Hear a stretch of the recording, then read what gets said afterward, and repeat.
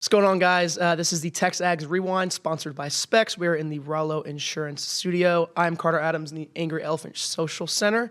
I'm here with Nick Savage. I just wanted to get some of your takeaways for the baseball. Oh, wow. This Okay. All season. I'm just curious. I want to see what you have. All right.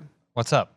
So Miles Patton obviously had a dominant start, 7 shutout innings, 8 strikeouts, only 3 hits allowed. He's given up just 1 run over 12 innings this season with 16 strikeouts.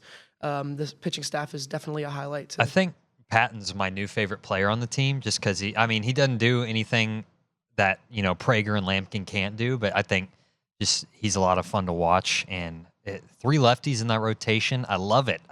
Some people have a problem with it. I don't. I love it. I don't see how you can have a problem with it. I mean, I'm a righty, so I can't, it's something I can't do, so I admire it. I'm not. Well, I'm a lefty, so that's why I like it. Who's on the show today? Do you know? We had Michael Earley at 9:00. We had Tom Hart, and we also had Buzz and Billy. Buzz on the phone, Billy in the studio at 10. So definitely a well-rounded Monday here. Certainly some stuff to chew on, and I had a great time listening over here in the Social Center, so you guys will certainly have a good time as well listening to this. We left out OB, so OB, here's of course. the rewind. It was going to be a tough game. We knew that. It isn't that losing to Tennessee, one of the top teams in the country. I get it. Yeah. I think it's the combination of things. OB. It's looking at Mississippi State and how that got out of hand. Looking at what's still ahead. Vandy this week. Then you've got Florida. You've got Auburn. I think it's the way you lost to Tennessee. You mean shooting all those threes? Yeah, shooting 33s. And I think the resident genius, Matthew Dawson, was pointing out that they've never won when they. I think he said this. Maybe I got this wrong. And if I did, I'm sorry. But whenever they shoot 33s, they've lost. And 5 of 30, and Wade Taylor, of all people, going 0 for 9 from three-point range. You just don't expect that. So no, you don't expect that. Look, and with all that you're going to, with about a minute and a half to go, you're probably going to be within 1 point, at the most 2, if you don't have an offensive basket interference. But I'm not mad at him for that interference. You can't make that mistake at the end. But hustle plays don't upset me. What I think is beyond the threes is their stars showed up, and A&M's didn't in this game. Yeah, so, especially Chaz Lanier, 30. Who had 30 points. Yep. And then a quiet second half, but not really. And then Zakai Ziegler. He had that big block at the end and hit the 3. But you know what? It's easy to point to the three-point shooting, and that's definitely a huge, maybe the number one issue. And then they were hitting threes at an alarming rate, especially Chaz Lanier. But they're in the last 8 minutes. Yep. Just get your thoughts on the weekend itself, winning 2 of 3. Obviously, the win streak coming to an end. That being said, you still won the series. Your thoughts on what happened over the course of the weekend? Yeah, I thought we pitched the ball really, really well. So I was pleased by that. Just offensively, not what we want to be. And while we won the series, it always changes your mood when you have a chance to sweep and you don't get it done. But baseball's tough. But we just, in the end, got to be better. Love what we're doing on the mound. Just got to continue to. I believe in these guys a ton offensively, so there's no worry. I'm actually pretty excited just to get to work and get these guys right. Coach, it was your first time to wake up after a loss as a head coach, so I know how competitive you are. How long did it take you to kind of turn the page from yesterday?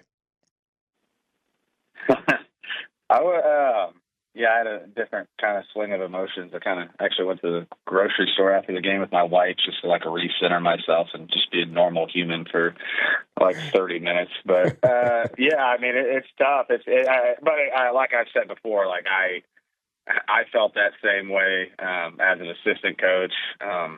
It's I'm not a huge gambler, so don't get me wrong. I haven't been to a casino in a long time, but it's when you lose that first $100, that just gut punch in your stomach is is what it feels like, but worse. But it was bound to happen, right? And never wanted it to happen, never planned on it happening because I thought we were going to win every single game. It's just my mindset, but just gotta grow and get better from it. And it was, we're not invincible, but no excuse. We got to take care of business, and we did. Let's start with some of the positive. You mentioned the pitching, the starting pitching especially.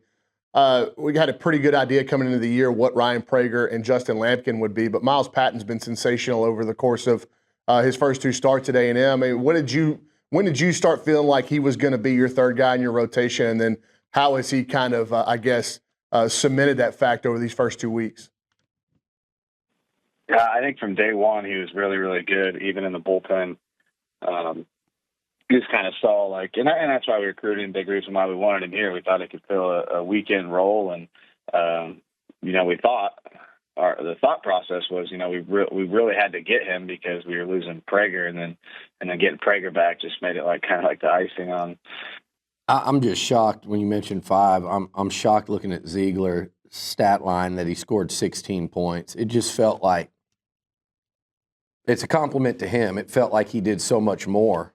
Just the way he was playing, that whole team. I felt like, look, to me, you mentioned Mississippi State, and correct me if I'm wrong, but I thought that was the first time, and maybe all year, but in a while, where I was like, that's uncharacteristic Aggie basketball. This game the other morning, I'm looking at that as that felt like an Elite 8 kind of basketball game. I mean, Tennessee, I maybe would have felt differently, Buzz, had they come in here and they shot 5 for 30 from 3 and their best player no-showed or something. Like if Ziegler would have played a bad game, and go, well, they tried to give it to A&M and we still lost. But I thought Tennessee was on their A game Saturday. And arguably their 2 best players I thought played outstanding. And you're looking up at the end of the game with a shot to win it. That felt like postseason, very high-stakes basketball. I felt a lot better. I know it's 2 losses in a week, and you're probably like, no, we got to get back to work. Monday couldn't get here fast enough. But I felt a lot better I just felt like you guys got back to playing high-level basketball on Saturday, and that was a fun game to be at right up until the very end. Yeah, and I told our guys that immediately after the game. I am not justifying losing. I will take every arrow and every figurative bullet that comes my way anytime we lose. And I will shine as much praise and glory on as many people as possible every single time we win. But in my soul, I felt completely different post-game Saturday than I did post-game Tuesday. And I believe our players felt the same. We were not our best. That's a credit to Mississippi State and what they're fighting for, and the physicality and the demeanor in which they competed. I thought our mentality was much more back to in line with who we are and how we've got to this point on Saturday. I think Tennessee is good enough to win the whole thing. I think number 5 is elite.